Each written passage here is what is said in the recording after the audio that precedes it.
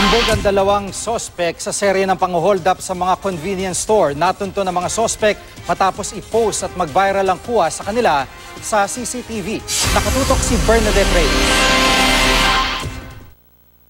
Makikita ang lalaking nakatakip ang muka na pumasok sa convenience store sa Marulas, Valenzuela. Pasado 2:00 ng madaling araw kahapon. Kasunod niyang pumasok ang lalaking nakasalamin. Dumiretso ang dalawa sa kahera at kinuha ang perang humigit kumulang 10,000 pesos at 2 cellphone. Nang may pumasok, umalis ang dalawa.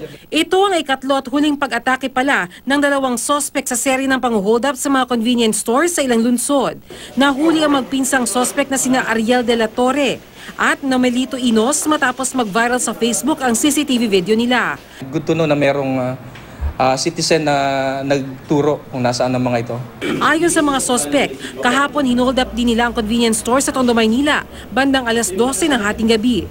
Bago ito, unang-unang pinasok ng mga sospek ang convenience store sa Quezon City.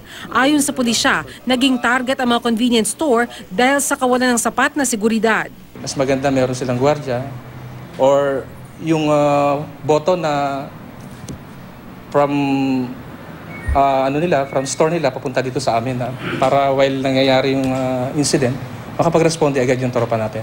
Ayon sa mga sospek, lagi nilang bitbit ang isang kalibre 38 baril tuwing nag-hold up. Ngayon lang po nakailangan, may sakit po yung anak ko. Wala namang gwardiya eh. Kailangan po kasi malaki ng tiyan na asawa ko eh.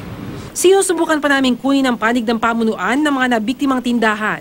Bernadette Reyes, Nakatutok, 24 Oras.